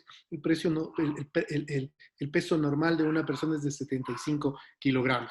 Esto un poco para dejar un poco más claro, suelo poner este ejemplo, es lo mismo que cuando tenemos una bala y esa bala, cuando se la lanza con la mano, pues no pasa nada.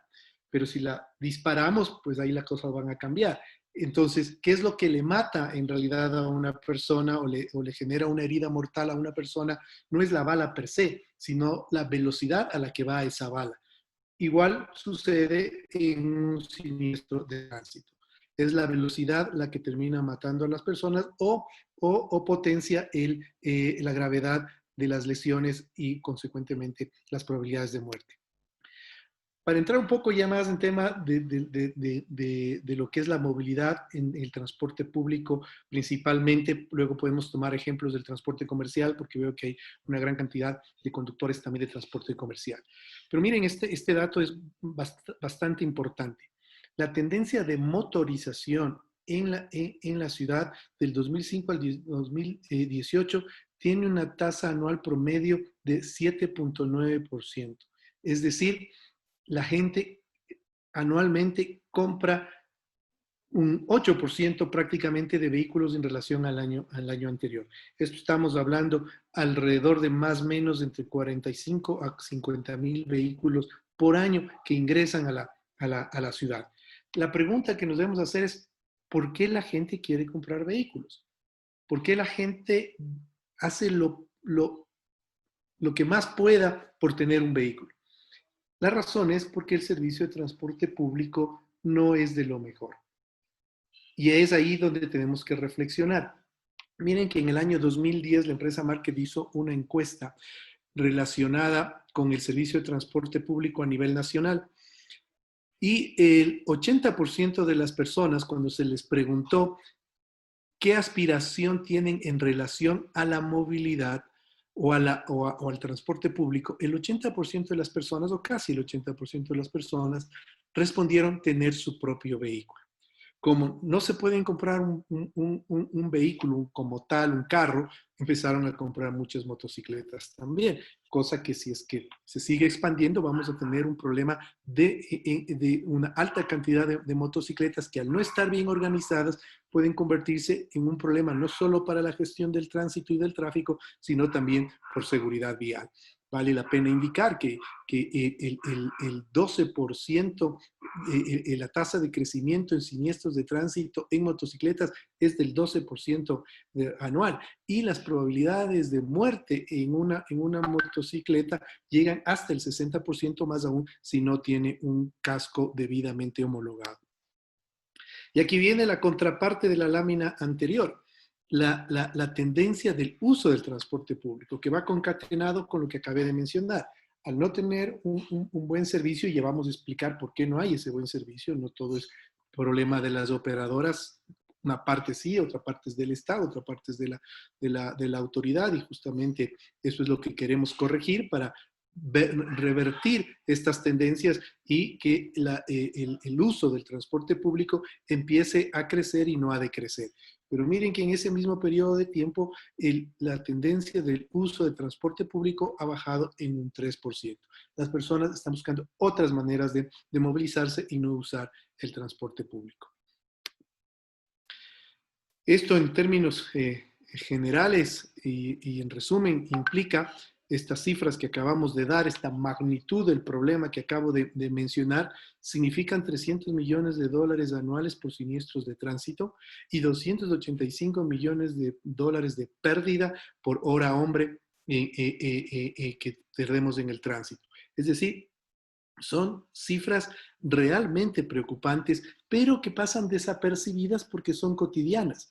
Es decir, ver que una persona fallezca en un siniestro de tránsito, ver que una persona muere en un siniestro de tránsito, o estar una hora por lo menos en las vías congestionadas, es tan habitual que ya no nos damos cuenta de lo que estamos perdiendo, ¿no? Y además lo hemos hecho normal. En el caso de los siniestros viales, morir en las vías parecería que es algo normal cuando es algo totalmente anormal, porque un siniestro de tránsito es prevenible, predecible y evitable. Y lo mismo es el tráfico. El tráfico también se lo puede prevenir si es que se toman correctivos que tienen que hacérselo desde su propia raíz, como lo vamos a ir viendo. Aquí vamos a contar un poquito los antecedentes del por qué el servicio de transporte público en Quito fue decreciendo en su servicio. Y así en otras modalidades también. La razón es muy simple, porque siempre faltó una visión y una gestión empresarial. Y ese para mí es el epicentro del problema. Y a esto hay que sumarle que también el transporte público desde hace muchos años atrás, desde ya 5 décadas atrás, fue tratado políticamente. Y ese creo que fue uno de los mayores errores que se ha cometido en la organización del transporte público. Miren que inclusive las normativas jurídicas que tenemos desde hace 50 años atrás, exceptuando la última que viene desde el 2008, en donde algo se pretendió cambiar y que sí de a poco ha ido dando resultados, pero ustedes recordarán que las leyes antes eran solo de tránsito, ¿no? Era la famosa ley de tránsito. Nunca se hablaba de transporte y mucho menos de seguridad vial, que es el objetivo fundamental de una ley. Entonces, solo se hablaba de tránsito y esas normativas de tránsito eran muy punitivas. Solo se hablaba de la sanción, pero nunca se hablaba de la prevención y mucho menos hablar de la organización de las operadoras. Tanto así es que toda esa normativa jurídica, que reitero, viene desde hace 5 décadas atrás, fue enmarcada única y exclusivamente en el conductor profesional. Entonces era el conductor profesional el que tenía la exoneración para importar buses, autos, taxis, lo que fuera. Era el conductor profesional el que tenía el pago de su licencia profesional cada 5 años. Era el conductor profesional el que tenía derecho a tal o cual cosa. Cuando en realidad lo que debía pensarse y la normativa jurídica en la que debía pensarse debería haber sido en relación a la operadora y más no al conductor. Por eso es que uno de los grandes problemas de esta falta de visión y gestión empresarial nace en la relación societaria socio-bus.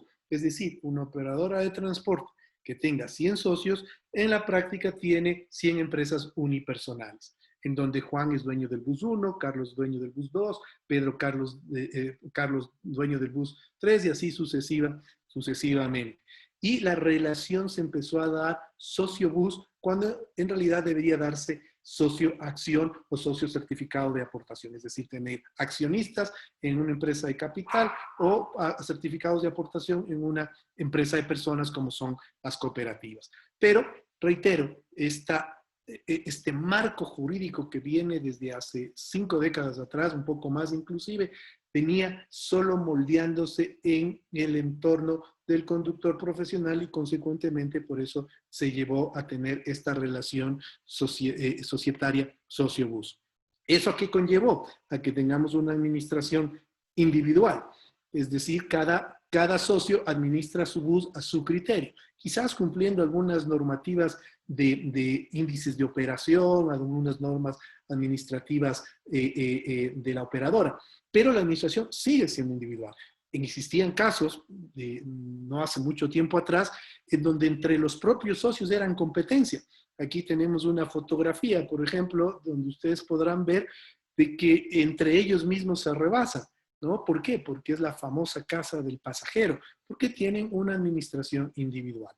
¿Esto a qué conllevó? A que tengan altos costos operacionales. No es lo mismo tener una visión empresarial de trabajar en flota que trabajar como vehículo y como dueño de un solo vehículo. Esto también llevó a esta administración individual a tener casi entre un 10 y un 30% de evasión y fraude en el recaudo. ¿Qué quiere decir esto? Que por cada dólar que ustedes perciben, entre 10 a 30 centavos se destinaban a la evasión y al fraude, es decir, no le llegaban al bolsillo del socio, no le llegaba al bolsillo del dueño del bus, sino que se quedaba en evasión, que es en el que los pasajeros se suben sin pagar, y en el fraude, en que alguien tomaba ese dinero y que no llegaba al dueño del bus. Esto finalmente termina en un deterioro constante de la calidad del servicio, porque al no tener los recursos, pues las llantas, en vez de cambiarlas a cada 20.000 kilómetros, cada 25.000 kilómetros, como diga la norma, la ficha técnica de la llanta que usted haya comprado, o como diga la norma o la ficha técnica de su vehículo para el cambio de aceite, para el cambio de las pastillas del freno, pues simplemente se los fueron prorrogando, fueron pateando el problema 2, 3 meses después, o varios meses, o varios kilómetros, o miles de kilómetros después, y consecuentemente se va deteriorando la calidad del servicio. Y además se va deteriorando el vehículo. Y el mantenimiento correctivo es mucho más costoso que el mantenimiento preventivo. Por eso es que el costo operacional también aumenta. Y esto inclusive en términos generales. ¿Cuál es el negocio de un importador de vehículos? El negocio de un importador de vehículos no es venderle el vehículo tan solo. El verdadero negocio es luego venderle los repuestos. Y si usted suma todo lo que ha gastado en repuestos en el periodo de vida útil de su vehículo, con todo lo que ha gastado en mantenimiento, se va a dar cuenta que prácticamente compró otro vehículo. Más aún si no hay un mantenimiento adecuado preventivo. Y otro tema importantísimo que generó la problemática del transporte público en la ciudad es las rutas y las frecuencias sobreofertadas. En el año 2006, el Consejo Nacional de Tránsito creo que fue la única vez en la que sacó un boletín en el cual determinó que existía un 200% de exceso de buses en las principales rutas del país. Entonces, la pregunta que nos hacíamos en ese entonces es ¿por qué hay un exceso de buses en las rutas? Si el mayor perjudicado de un exceso de buses en una ruta que esté sobreofertada es el propio transportista, es la propia operadora, porque el pastel en vez de dividirse para 10, se dividen para 20. Consecuentemente, no hay negocio para nadie. Y la respuesta fue muy simple, que lastimosamente se comercializaban las rutas y frecuencias, que es un bien público, se lo comercializaba como si fuera un bien privado.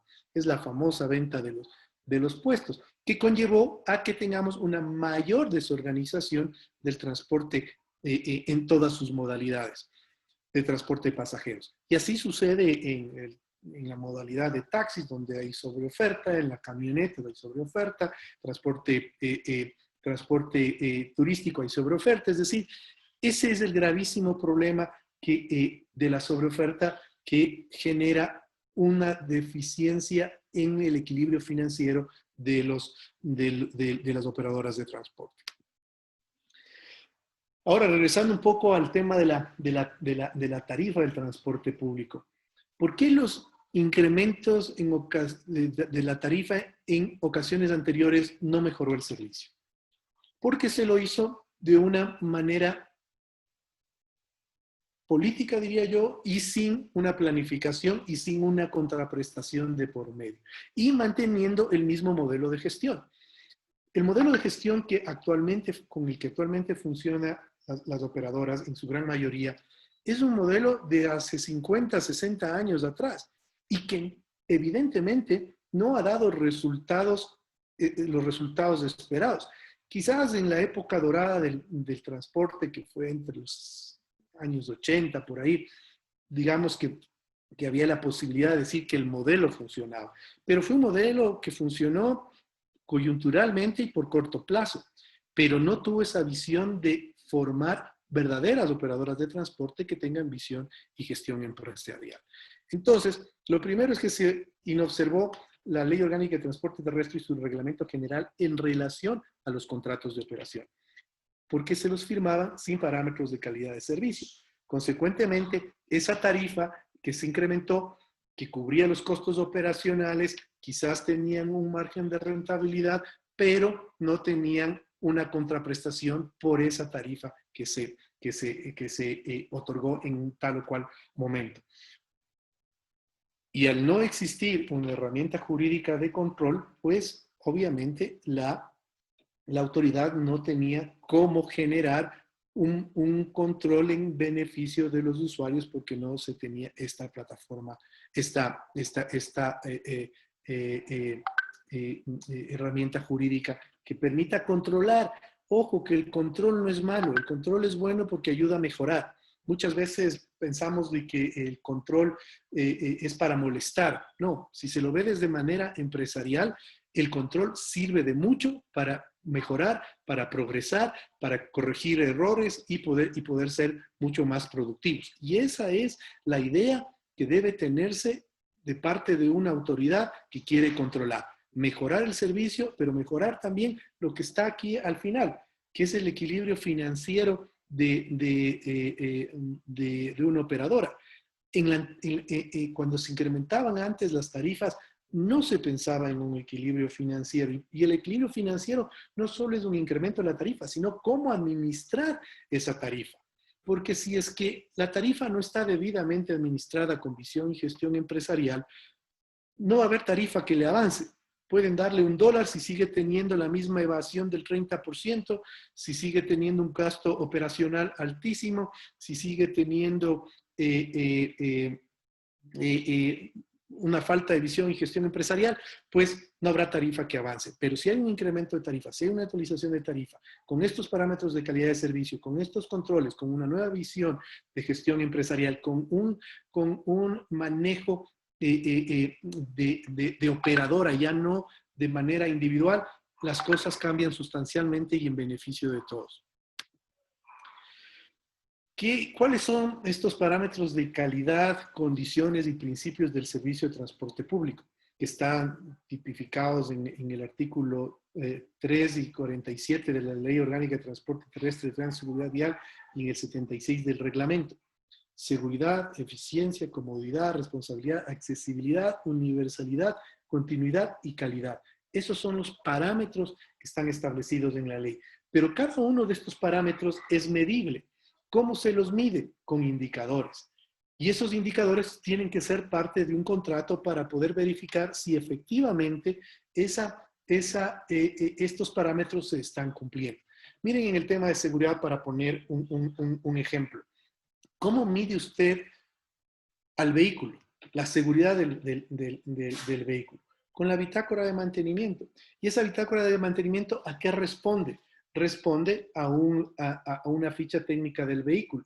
Entonces, ahí sí ya tenemos varios parámetros, varios indicadores que van a medir este parámetro. Si la ficha técnica nos dice que hay que lubricar el vehículo cada X cantidad de kilómetros, porque depende de la ficha técnica del vehículo, pues ahí se lo va a medir.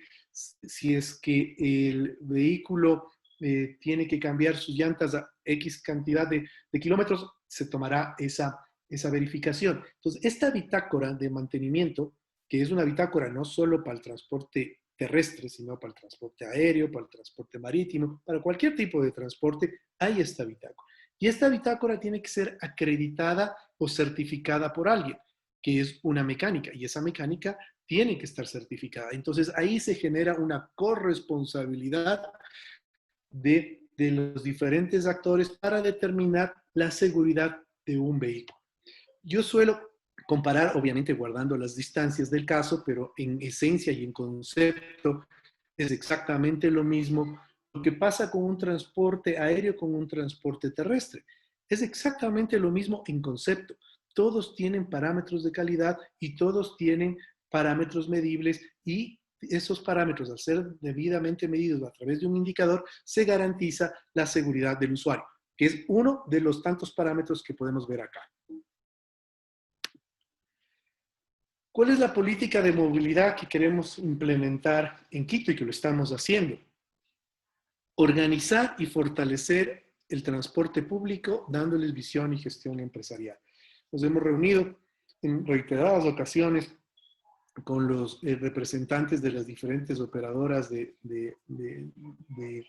Quito, no solo con transporte público, sino también con el comercial, y hemos hablado de esto. Es una frase bastante cortita, pero que dice mucho. Organizar y fortalecer el transporte público dándoles visión y gestión empresarial. Si no damos el salto a ese ámbito empresarial, las cosas se ponen muy complejas, principalmente para los operadores, peor aún si es que estos operadores están individualizados y tan atomizados como los tenemos en la actualidad. Si es que tuviésemos esa visión y gestión empresarial, si verdaderamente seríamos operadoras de transporte en base a este marco que acabo de mencionar, si las unidades pertenecerían a la operadora y no al conductor, la cosa sería muy distinta. Claro que muchos de ustedes deben estar diciendo es que no resulta que el bus vaya a nombre de la compañía porque los impuestos nos matan. Es verdad. ¿Por qué razón? ¿Por qué pasa esto en la actualidad? Porque, como les decía, hace tiempo atrás, todas las políticas y las normativas de tránsito, como se las llamaba anteriormente, estaban dirigidas al conductor profesional. Entonces, todos esos beneficios de matrícula, de licencias, de exoneraciones y tantos beneficios más se le daba al conductor profesional.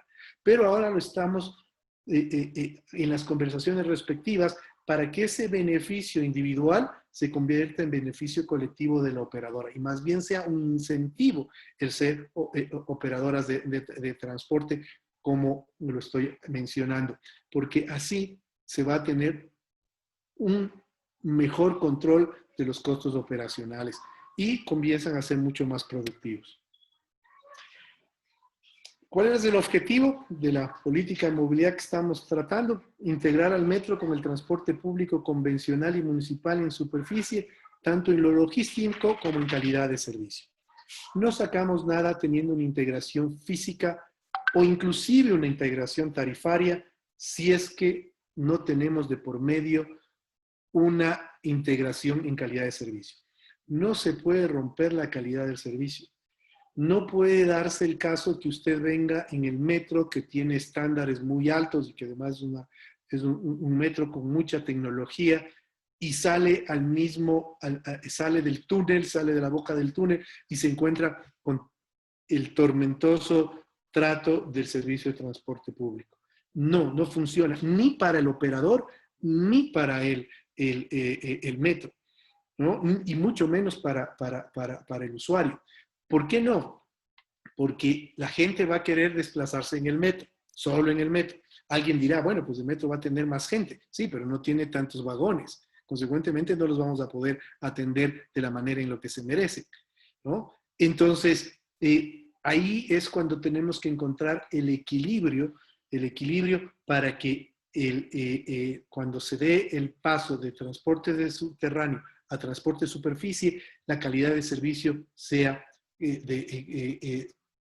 no me podría decir que igual, pero que no exista tanta diferencia. Y ahí el sistema como tal, porque aquí hay que hablar como un sistema, el sistema integrado de transporte público empieza a funcionar de manera efectiva, para beneficio de todos, porque nuestra idea es olvidarnos de la tarifa como se ha venido manejando desde hace tiempo atrás, de hablar de X cantidad de centavos o cuánto hay que subirle o cuánto hay que redondearla. No, queremos llegar a un sistema integrado de transporte en donde se pague por kilómetro recorrido, que se pague por disponibilidad, porque así las operadoras se dedican a hacer su trabajo, que es dar un buen servicio y olvidarse de de cuántos pasajeros estoy llevando o cuántos pasajeros debería llevar para poder pagar mi unidad. Eso tenemos que olvidarlo, pero claro, eso es progresivo, es por fases. Ahora estamos trabajando en una actualización de la tarifa para poder garantizar el equilibrio financiero y estarnos preparando para poder llegar a este pago por disponibilidad e inclusive llegar a dar el gran salto que todos debemos dar del transporte a combustión para pasar al transporte eléctrico. Ustedes dirán que eso suena muy utópico, pero vamos a hacer historia en estos mismos 50 años que hemos venido hablando del transporte público. En los años 70 teníamos todavía buses de madera. A los 80, ya, de los 70 al 80 pasamos a los buses de metal y a gasolina. De los 85 al 90 pasamos al transporte con diésel. Y ahora tenemos que dar el salto a transporte eléctrico. ¿Por qué? Porque el transporte eléctrico tiene fuentes, en el caso de Ecuador, que es un país privilegiado, tiene fuentes hidroeléctricas, ¿no? Versus que otros países sí tienen energía termoeléctrica, que al fin y al cabo, desde el punto de vista de medio ambiente, lo que estás trasladando es el smog del vehículo, lo estás trasladando a la termoeléctrica. Pero en el caso de Ecuador, prácticamente todo lo tenemos con hidroeléctricas. Consecuentemente, hasta desde el punto de vista de medio ambiente, es totalmente óptimo. Primero. Segundo, desde el punto de vista económico, no vas a depender como se depende ahora de los precios internacionales del petróleo. Ahora están ustedes más que nadie, conocen que mensualmente va variando el costo del diésel por esta variación del petróleo. O si hay alguna crisis a nivel mundial, hay una guerra por el Medio Oriente o por donde fuere, las cosas se empiezan a complicar terriblemente. Entonces, el gran salto es al transporte eléctrico, porque además los costos operacionales del transporte eléctrico van a ser, o son, mejor dicho, en este momento hasta un 30% y van a ser hasta en un 50% mucho más barato que el transporte a combustión. Claro, algunos me dirán, pero claro, la inversión es mucho más alta que la del transporte a combustión. Sí, por ahora. Pero con el tiempo, mientras se vaya masificando, los costos también irán bajando y mientras tanto seguir manteniendo un transporte a combustión es muy difícil. Y además, en el futuro será un hueso muy duro de vender. Consecuentemente, la política tarifaria que nosotros estamos planteando desde el municipio y desde la Secretaría de Movilidad y que hemos trabajado de la mano con la Comisión de Movilidad, que ha hecho un trabajo bastante profesional, muy serio, ha profundizado en todos los insumos que le ha dado la Secretaría de Movilidad para que puedan tratar una ordenanza, y han acogido muchas de esas propuestas, y lo que queremos es blindar a través de una ordenanza el cálculo de la tarifa del sistema de transporte en Quito. La misma que debe incluir una fórmula polinómica para que su ajuste anual o bianual en base del cumplimiento de parámetros de calidad de servicio, es decir, que sea la fórmula la que calcule la tarifa y que dependamos de esa fórmula y no de los vaivenes políticos que pueda tener esta ciudad o cualquier otra. Así se lo hace en todas partes del mundo y eso es lo que queremos implementar acá en la ciudad de Quito también. Para esto contrastamos en talleres la propuesta de los operadores con los estudios de la Secretaría de Movilidad, es decir, esto también se lo maneja de manera consensuada, no es un tema de imposición, sino un tema de consenso. Obviamente hay ciertos temas que no son negociables porque de por medio está la ley y de por medio está el bienestar del usuario. También trabajamos con los usuarios para construir mecanismos de control de estos indicadores y el proyecto de ordenanza contempla un comité de usuarios también. Aquí hemos trabajado con todos los que hemos podido tener acercamientos para poder generar justamente estos consensos que van a beneficiar sin duda alguna al mejoramiento del servicio y de la calidad del servicio del transporte público en la ciudad de Quito. ¿Y cómo llegas a garantizar que esto funcione? con la firma de los contratos de operación. Es decir, se debe firmar un nuevo contrato de operación que tenga las reglas claras, tanto para el operador como para el usuario, así como para la autoridad. Un contrato de operación transparente, un contrato de operación donde garantice el equilibrio financiero, un contrato de operación donde garantice la calidad de servicio para los usuarios, que sea el estímulo en el momento que mejoramos la calidad del servicio del transporte público, que es la piedra angular del cambio en la movilidad de una ciudad. Solo ahí vamos a conseguir que cambiemos la tendencia del decrecimiento del uso del transporte público para el crecimiento del transporte público, en donde la persona que usa hoy un vehículo se sienta mucho más seguro y más confiable y más eficiente, dejando su carro en casa y tomando el transporte público y conectándose. A la par, estamos trabajando con algo que aún todavía la ciudadanía no logra discernirlo ni entenderlo al 100%, pero una modalidad de transporte importantísima también son la bicicleta. Las ciclovías, como se les está implementando ahora, por vías principales. Muchos me han dicho, pero ¿por qué no le mandaste por una secundaria? Porque ese es el error. Ustedes recordarán, hace 4 o 5 años atrás mandaron una gran cantidad de ciclovías por vías secundarias. Nadie las utilizaba. ¿Por qué? Porque son por secundarias. Es decir, para ir del punto A al punto B, si lo haces en una vía principal, lo haces en 1 kilómetro. Pero si lo haces por una vía secundaria, para llegar en ese mismo origen y destino, lo haces en 3 kilómetros. Y el motor de la bicicleta es tu propia fuerza. Entonces, los ciclistas no se sentían atraídos. Ahora tenemos un 1000% de incremento de uso de la bicicleta, ¿no? Y esto, al ser debidamente concatenado con las otras modalidades de transporte, los convertiremos en un tiempo no muy lejano en ciudades como europeas, como París o inclusive como Ámsterdam, que tienen el uso de la bicicleta como un gran medio de transporte, ya no alternativo, sino inclusive masivo. De igual manera que es con el transporte público, miren que se tenían 5 contraflujos para beneficiar al vehículo particular. No quiero satanizar al vehículo particular porque también cumple su rol, pero la preferencia la tiene el transporte público. Era muy difícil romper el contraflujo de los túneles. Y nosotros lo venimos trabajando desde el mes de noviembre del año anterior para eliminar estos 5 contraflujos. Y uno de esos, el de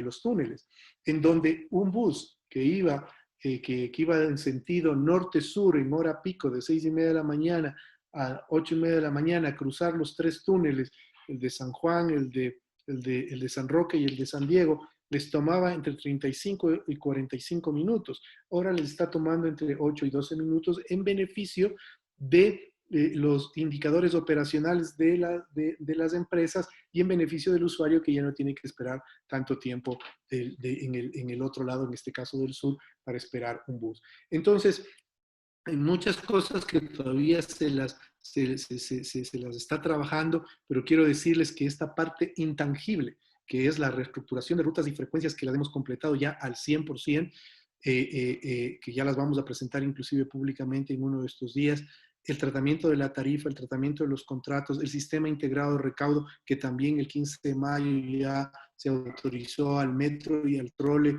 para que puedan contratar los servicios de recaudo, así como la norma técnica que se les dará a las operadoras de transporte para que puedan adquirir con cualquier proveedor que ustedes deseen los sistemas de recaudo.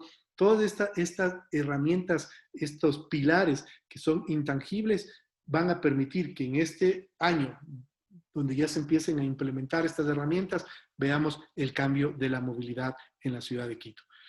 Muchas gracias por su tiempo. Esta era la presentación que tenía preparada para ustedes. Cualquier cosa, estoy a las enteras órdenes. Muchísimas gracias. Agradecemos al ingeniero Guillermo Abad por habernos hablado sobre la tarifa versus el servicio. Nos dio también gráficos sobre las tendencias de muerte, tendencias de movilización. Nos indicó que la falta de visión y gestión empresarial es el epicentro del problema. Nos habló sobre los parámetros de calidad, condiciones y principios del transporte público y nos dio a conocer la política de movilidad, que es organizar y fortalecer el transporte público, dándole visión y gestión empresarial. Gabriela Trujillo nos va a ayudar con las preguntas. Por cuestión de tiempo, Gaby, vamos a hacer preguntas acordes a la exposición. Muy buenas noches, claro.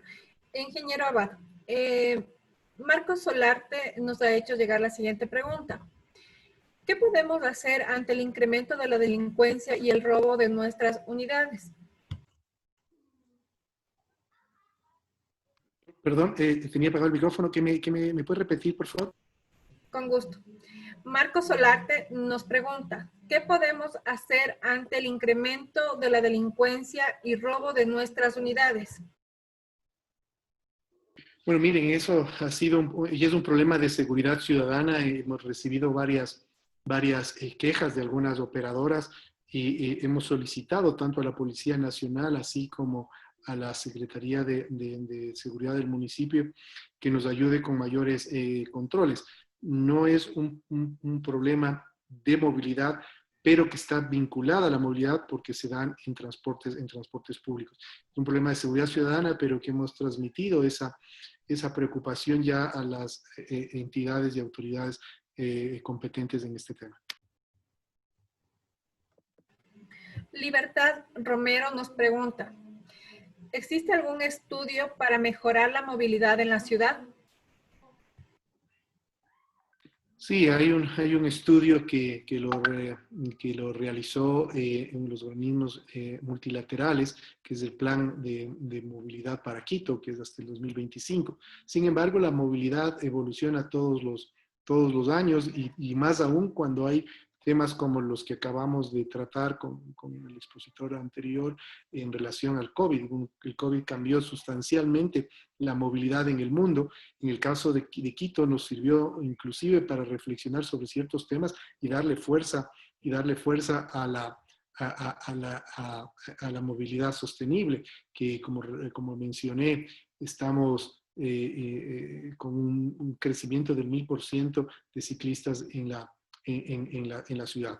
Y el plan de movilidad nuestro, como tal, ya resumiendo de la gestión del señor alcalde, es llegar a tener una ciudad amigable. ¿Cómo? Fortaleciendo al transporte público. Esa es la piedra angular del cambio de la movilidad en cualquier ciudad del mundo es el transporte público. Hay que fortalecerlo, hay que organizarlo. Y aquí viene una frase que es muy, muy común para determinar que el transporte público está funcionando bien en una ciudad. Y se dice en el argot de la movilidad que cuando vemos que un rico toma bus es porque las cosas están bien y no cuando el pobre compra auto. Eso es a lo que tenemos que llegar, que todas las personas vayan en transporte público independientemente de su estatus económico. El transporte público, si es que está bien concebido, es la mejor manera de transportarse dentro de una ciudad.